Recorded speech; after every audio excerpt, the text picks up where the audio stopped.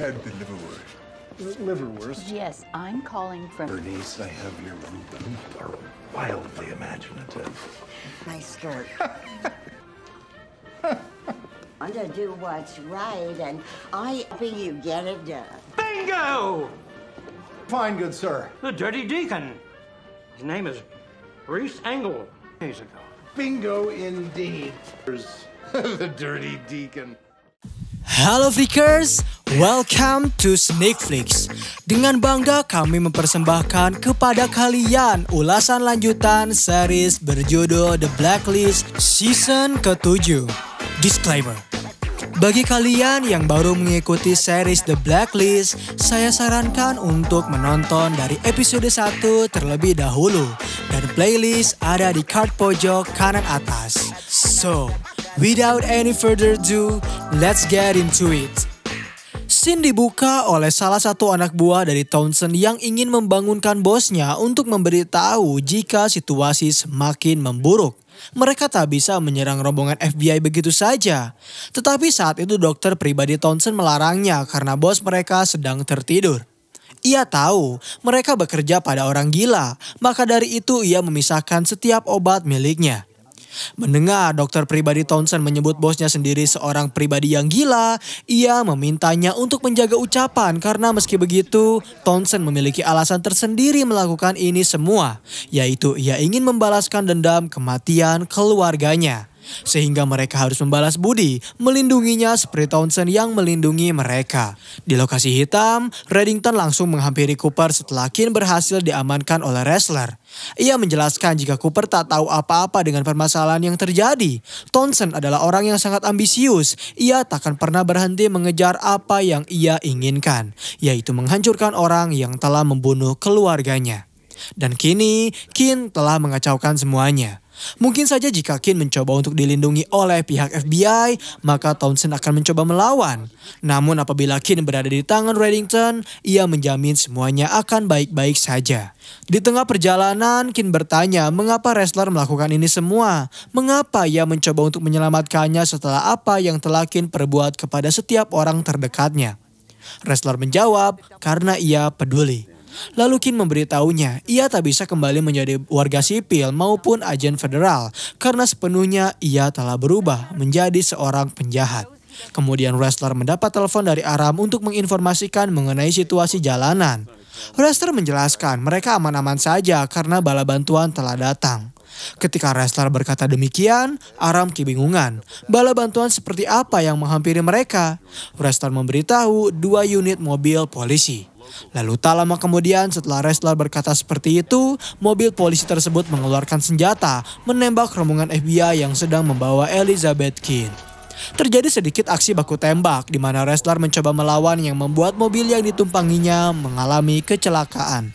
Saat itu Ressler benar-benar dalam kondisi tertekan, sementara anak buah dari Townsend datang menghampirinya bertanya di mana keberadaan dari Keen. Beruntung, sebelum anak buah Townsend membunuhnya, Keen datang dari belakang secara tiba-tiba dan langsung menembaknya lalu dengan segera membawa Ressler kabur. Selang beberapa menit ternyata anak buah Townsend datang menghampiri TKP. Ia langsung melaporkan apa yang baru saja terjadi di mana anak buah mereka gagal menangkap Keen. Tentu saja hal itu membuat Townsend marah. Ia menyuruh anak buahnya untuk mencari kembali keberadaan dari Keen dalam waktu 10 menit. Aram yang terkejut dengan perkataan Ressler langsung memberitahu Cooper jika mereka baru saja mengalami penyerangan. Ressler dan Keen menghilang dan mereka masih belum bisa mendapatkan informasi lebih lanjut. Mendengar hal tersebut membuat Reddington khawatir. Ia langsung menyuruh Cooper untuk mencari dengan jalannya sendiri, sedangkan Reddington langsung menghampiri Dembe. Di situasi Keen dan Ressler, mereka berhasil bersembunyi setelah masuk ke dalam sebuah gedung tua. Di sana Keen mencoba untuk melindungi luka yang dialami oleh Ressler. Namun ternyata anak buah Townsend tak berhenti mencari mereka. Hingga dengan terpaksa, Keen langsung mengambil pistol milik Ressler dan membantai mereka semua. Lalu mengajaknya untuk kembali bergerak. Di tengah perjalanan, Reddington merasa mereka membutuhkan bantuan dari Balthazar atau yang lebih sering dikenal sebagai Bino.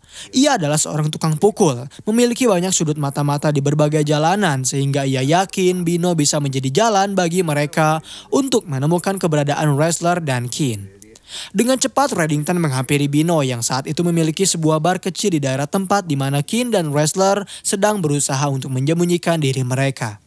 Reddington secara terang-terangan menjelaskan jika ia memiliki 2 orang teman yang kini nyawanya sedang terancam dan ia membutuhkan bantuan dari Bino untuk mencari keberadaan mereka. Awalnya Bino sempat menolak karena ia pun khawatir dengan keselamatan dari para anak buahnya. Di satu sisi, Ressler dan Keane terus bergerak. Kali ini mereka berpindah gudang dan menempatkan Ressler di sebuah tangga. Lalu Keane menjelaskan Ressler tak akan bisa bertahan lebih lama sehingga ia meminta kepadanya untuk menelepon Aram atau siapapun yang bisa membantu mereka. Sedangkan Keane mencoba mencari tahu di mana keberadaan mereka sekarang sembari melihat situasi anak buah Townsend yang tak kunjung henti mencari keberadaan mereka berdua. Setelah Keane berhasil mendapatkan alamat keberadaan mereka yang berada di Denton, Ressler langsung menelepon rekannya yang ternyata itu adalah Reddington sendiri.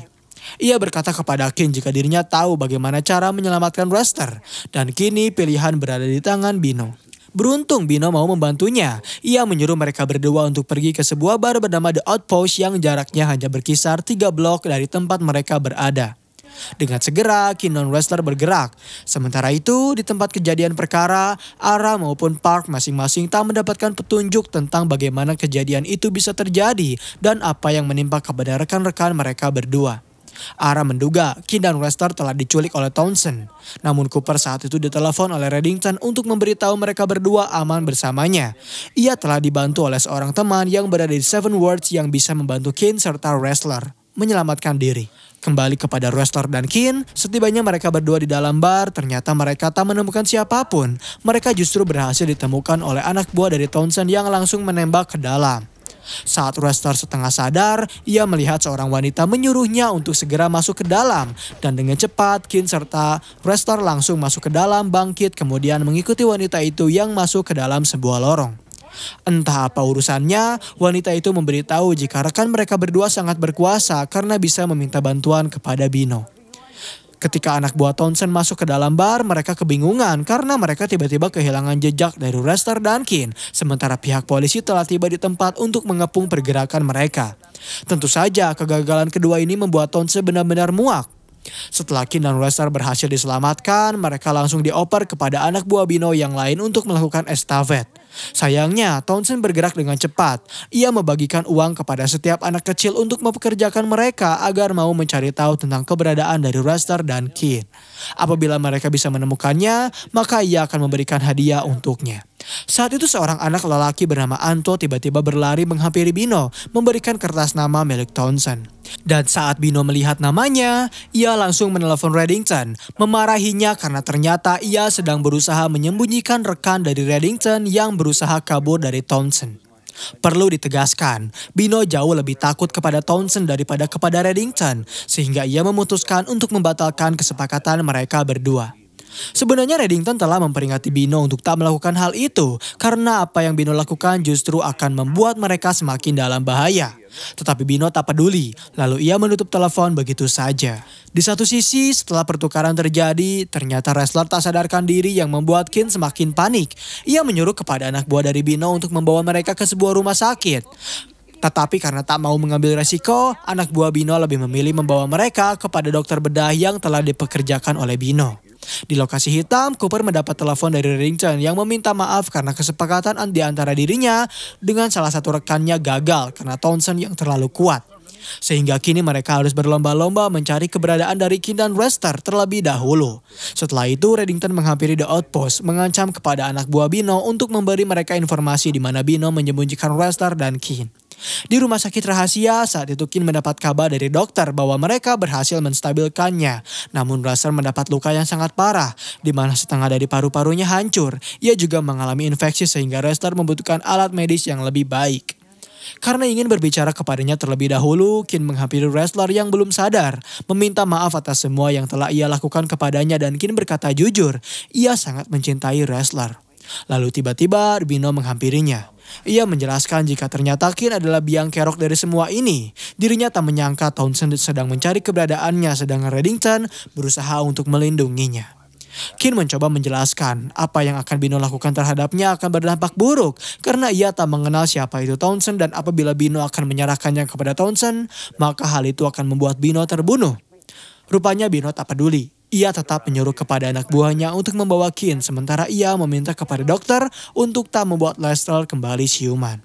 Sementara itu Reddington yang telah berhasil menggali informasi langsung memberikan alamat tempat di mana Ressler berada. Saat dokter hendak menyuntikkan suatu zat kepada Ressler, Aram dan anggota FBI lainnya datang, langsung menyuruh dokter itu untuk berhenti. Kemudian ia mendapat telepon dari Reddington yang bertanya keberadaan dari Kin. Aram menjawab ia tak tahu, tetapi Ressler mengatakan sesuatu tentang Castle. Disitulah Reddington tahu Kin dibawa ke bar milik Bino. Di tengah perjalanan, Bino menelepon Townsend. Ia meminta maaf atas segala kesalahpahaman yang telah dirinya lakukan, di mana ia membantu Reddington menyembunyikan seseorang yang sedang Townsend cari. Dan kini ia telah bersama Kin, siap untuk menyerahkannya kepada Townsend. Setelah mereka tiba di bar, Bino berkata jika hanya dengan menjentikan jarinya, Townsend bisa mengubah sangat drastis mengenai kehidupannya. Dan ketika mereka sedang menunggu, muncul ketukan dari pintu luar yang mereka kira adalah Townsend. Namun ternyata saat anak buah Bino membuka, itu adalah Reddington dan Dembe yang langsung menembak mereka semua. Reddington juga menembak Bino tanpa ampun sama sekali karena ia telah mengkhianatinya. Dan setelah berhasil diselamatkan, Kin justru mendodongkan senjata kepada Reddington, bertanya mengapa ia mencoba menyelamatkannya. Reddington menjelaskan sebenarnya Kin telah terlalu jauh. Ia berusaha menggapai batas pelindungan yang Reddington ciptakan sehingga membuat dirinya merasa gagal melindungi Kin. Lalu Dembe tiba-tiba memberi kabar Townsend telah mengelilingi sekitar dan meminta kepada mereka untuk bersiap menghadapi perang yang sesungguhnya. Episode 20 di season 8 scene dibuka oleh situasi menegangkan yang harus dirasakan oleh Dembe, Reddington dan juga Kin. Di mana mereka benar-benar terkepung oleh Townsend beserta anak buahnya yang telah mengelilingi seisi bar. Terlebih Kin tak mau menurunkan egonya untuk berdebat dengan Reddington. Bahkan Dembe harus merajuknya terlebih dahulu agar mau mengesampingkan permasalahan mereka berdua. Saat Kin sedang melihat ke area sudut sekitar, ia menyadari ada pintu di balik tembok tersebut dan benar saja. Ketika sebuah lampu diputar, satu buah pintu terbuka. Dengan cepat mereka langsung masuk ke dalam yang membuat Townsend beserta anak buahnya kebingungan karena mereka kembali kehilangan jejak dari Reddington, Dembe dan juga Kin. Setelah mereka bertiga berhasil kabur, mereka keluar di sebuah supermarket dan hal itu dimanfaatkan oleh Kin untuk melarikan diri. Dirinya keluar dari supermarket, menghampiri seorang polisi serta mengaku jika pria yang berada di dalam memiliki senjata. Kemudian ia kabur begitu saja. Saat polisi mendapat laporan seperti itu dari Kin, ia langsung masuk ke dalam, mencoba mencari Reddington dan meminta kepadanya yang sedang memilih snack untuk memperlihatkan senjata miliknya. Tetapi Dembe tiba-tiba datang dari belakang dan meminta maaf karena harus melakukan semua ini. Setelah itu Reddington mencoba mencari Kin yang perlahan menghilang. Dan inilah Godwin Page, blacklister nomor 141 yang terdaftar dalam daftar hitam milik Reddington. Kemudian scene bergerak kepada Godwin yang merupakan salah satu tangan kanan dari Townsend. Di sana ia diberitahu oleh Van Dyke jika Godwin diharuskan bersembunyi terlebih dahulu. Ia telah dipersiapkan berbagai macam peralatan, dimulai dari pistol, pasport, uang, dan alat keamanan lainnya oleh Bolt untuk kabur ke Singapura. Van Dyke menjelaskan, kini pihak FBI tengah mengincar Townsend dan ia tak mau rahasianya terbongkar. Meskipun berat untuk menolak, akhirnya dengan terpaksa Godwin menerima itu semua lalu ia pergi begitu saja. Di lokasi hitam, Cooper mendapat telepon dari istrinya yang memberitahu jika ia tak baik-baik saja. Namun ketika ia telah menghampiri alamat yang diberikan oleh Charlene, ternyata itu adalah jebakan dari Kin. Ia sengaja ingin bertemu dengan Cooper untuk meminta bantuan. Dan jawaban Cooper adalah ia tak mau. Karena menurutnya apa yang Kin lakukan telah terlalu keterlaluan. Ia selalu berusaha menghindari segala rencana dari Reddington yang berusaha untuk menyelamatkannya. Namun ia bersedia apabila Kin ingin dilindungi olehnya. Yaitu dengan cara membawa Kin ke kotak perlindungan yang terletak di lokasi hitam. Sungguh aneh rasanya melihat mantan seorang agen federal yang kini justru berada di kotak perlindungan. Sementara itu, Godwin yang seharusnya diterbangkan menuju Singapura justru dijebak oleh Bolt dengan memberikannya kepada Reddington. Saat itu Reddington menjelaskan ia membutuhkan seseorang yang bisa membawanya ke hadapan Townsend. Dan menurutnya orang itu adalah Godwin sebagai tangan kanan dari Townsend. Tak hanya itu, Reddington juga mendatangkan Edna, istri dari Brimley selaku penyiksa agar bisa membuat Godwin mau berbicara kepadanya. Kembali ke lokasi hitam, Aram mendatangi kotak perlindungan, berbicara kepadanya jika kini ia menyadari Kin telah berubah sepenuhnya. Ia tak mengenal siapa itu Kin setelah apa yang ia lakukan. Dan merasa Kin yang ia anggap sebagai sahabat hanyalah sebuah ilusi semata. Di kantor Cooper, setelah ia menelpon Reddington untuk memberitahu Kin menyerahkan diri ke lokasi hitam, ia dihampiri oleh Cynthia yang meminta penjelasan mengapa Kin berada di sini. Cooper memberitahu bahwa ia berusaha untuk melindunginya dari kejaran Townsend. Tetapi Cynthia menolak karena menurutnya Kin adalah seorang buronan sehingga ia harus menghadap ke pengadilan untuk diadili. Masih di lokasi hitam, saat itu Kin memiliki satu permintaan kepada Aram untuk dirinya yang dahulu, yaitu ia ingin melakukan suatu panggilan telepon. Dan panggilan telepon itu ditujukan kepada wrestler yang telah siuman. Kin benar-benar meminta maaf atas apa yang telah ia lakukan. Terlebih kini sebagian paru-paru besar kanan milik wrestler telah hancur. Tetap saja, wrestler menganggap hal itu sebagai hal yang sangat biasa. Tetapi ketika mereka sedang berbincang, sistem tiba-tiba mendeteksi adanya helikopter yang mengitari gedung atap mereka. Semua terkejut, apa yang sedang terjadi? Lalu tiba-tiba penyerangan secara mendadak datang. Atap gedung lokasi hitam dihancurkan yang membuat pihak FBI mundur secara teratur. Setelah itu, muncul beberapa anggota berpakaian serta bersenjata lengkap masuk ke dalam, menggergaji salah satu bagian dari kotak pelindungan, kemudian memasangkan pengait dari setiap sudut. Ternyata pasukan misterius itu mencuri kotak pelindungan demi bisa menculik Kin yang masih berada di dalam sana. Dan tentu saja hal itu mengejutkan pihak FBI. Mereka benar-benar tak menyangka akan adanya serangan kejutan tersebut dan menduga jika semua ini adalah ulah dari Townsend. Di satu sisi, Reddington yang saat itu sedang berbincang bersama Brimley kedatangan tamu spesial yaitu Elizabeth Kin. Ya, ternyata dalang dibalik pencurian kotak perlindungan itu dinahkodai oleh Reddington yang ingin menganggap Kin sebagai tamu kehormatannya. Tak lama kemudian Edna datang, memberitahu Reddington jika ia telah menyelesaikan pekerjaannya sehingga ia berhasil menyelipkan satu buah chip pelacak di tengkuk leher milik Godwin. Setelah itu Reddington menempatkan Kin di dalam satu buah kandang kuda. Lokasi hitam masih benar-benar tertegun dengan apa yang terjadi. Bahkan mereka tak bisa melacak siapa pelaku dari semua ini dan hanya bisa menduga-duga, yaitu Neville Townsend. Kembali ke tempat Reddington, saat Kin sedang terdiam, ia mendengar suara dari seseorang yang ternyata itu adalah Godwin sendiri dan Godwin pun mengenal dari Elizabeth Kin. Kemudian mereka berbincang tentang kesepakatan yang ingin Kin lakukan, yaitu ia akan membantu Townsend untuk mendapatkan kepala dari Reddington. Rayuan dari Kin benar-benar maut. Godwin yang awalnya tak mempercayai mau setuju setelah ia dibantu melepaskan chip yang berada di dalam lehernya. Kin juga ikut menjelaskan, chip tersebut bisa dilacak oleh Townsend dan ia meminta kepada Godwin untuk kabur sembari mengingat serial number dari pelacak itu. Saat anak buah dari Reddington menyadari pelacak mereka dinonaktifkan, salah satu anak buah Reddington memeriksa Godwin. Namun ia justru dibunuh yang membuat kecurigaan semakin menjadi-jadi. Reddington melihat ke arah Kin, bertanya mengapa ia melakukan semua ini. Kin yang polos hanya menjawab jika ia tak tahu dengan apa yang sedang terjadi. Setelah Godwin berhasil kabur, ia langsung menelpon Townsend menggunakan telepon umum, memberitahunya jika ia dijebak oleh Reddington dan beruntungnya masih bisa melarikan diri. Lalu ia meminta kepada Townsend untuk menerima tawaran dari Kin karena menurutnya ini adalah kesepakatan yang paling ideal. Nantinya Kin akan menelpon ke sebuah hotel. Di lokasi hitam, ketika Aram sedang mengajak Park berbicara mengenai buronan mereka yaitu Godwin, Park yang sedang menjaga wrestler tiba-tiba melihat rekannya sendiri dibawa ke dalam UGD ketika ia mengalami kolaps dan tak sadarkan diri kembali. Sementara itu, karena Kin dianggap berbahaya, Reddington memutuskan untuk memindahkannya. Sebelum itu, Kin meminta izin untuk menelpon Agnes yang ternyata justru menghubungi Townsend. Di sana Townsend telah berada di hotel yang Kin inginkan. Dengan berpura-pura berbicara kepada Agnes, padahal ia telah merencanakan sesuatu bersama Townsend. Kembali ke lokasi hitam, mereka akhirnya kedatangan dari Godwin yang berhasil ditangkap oleh kepolisian setempat. Mereka langsung menginterogasinya, bertanya apa yang ia dan Kin akan rencanakan. Sebelum Godwin berbicara, ia ingin terlebih dahulu mendapatkan perlindungan dan barulah Cynthia setuju. Godwin memberitahu rencana dirinya dengan Kin yaitu mereka akan menjebak Reddington dengan mengaktifkan suatu penyerap GPS. Townsend yang telah mendapatkan petunjuk keberadaan Reddington langsung mengamati kemana mereka pergi.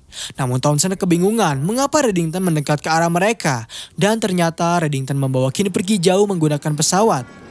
Di dalam pesawat, Reddington menjelaskan keputusan ia dan rekannya dalam kehidupan Kin sangat berpengaruh bahkan mungkin untuk selamanya di kehidupan Kin. Itulah mengapa saat kejadian kebakaran, ia berada di sana. Tak banyak pembicaraan yang terjadi karena Kin saat itu tertidur saking capeknya. Barulah ketika ia terbangun, Kin bertanya keberadaan mereka. Reddington memberitahu mereka telah berada di Latvia. Setelah itu Kin melihat bekas lukanya yang ternyata sama persis dengan suatu sungai yang berada di sana. Tak lama kemudian mereka tiba di Riga, Latvia. Di sana mereka dijemput oleh rekan dari Reddington yang langsung membawa mereka ke sebuah tempat rahasia. Kid benar-benar tak tahu di mana keberadaan mereka, dan Reddington hanya memberitahu tempat itu bernama Epicentrum, tempat awal yang bisa menjawab setiap pertanyaan milik Kid. Sebelum mereka masuk ke dalam, Reddington menjelaskan tentang N13 yang merupakan 13 berkas yang ia curi dari KGB. Dan Reddington akhirnya mau mengakui di sini jika ia memanglah seorang agen N13. Namun ada yang perlu Reddington tegaskan, yaitu berkas Sikorsky adalah suatu hadiah, sebuah benih awal mula alat intel tercanggih di dunia akan terjadi. Ia juga memberitahu dirinya tak mencuri apapun atau menjebak Katarina karena hingga saat ini ia masih bersembunyi. Dan Reddington mempersembahkan kepada Kin daftar hitam yang sesungguhnya. Dan episode 19-20 di season 8 berakhir di sini. Terima kasih telah menonton video pembahasan dari The Blacklist di episode kali ini. Bagaimana tanggapan kalian? Komen di bawah untuk rekomendasi film atau seri selanjutnya.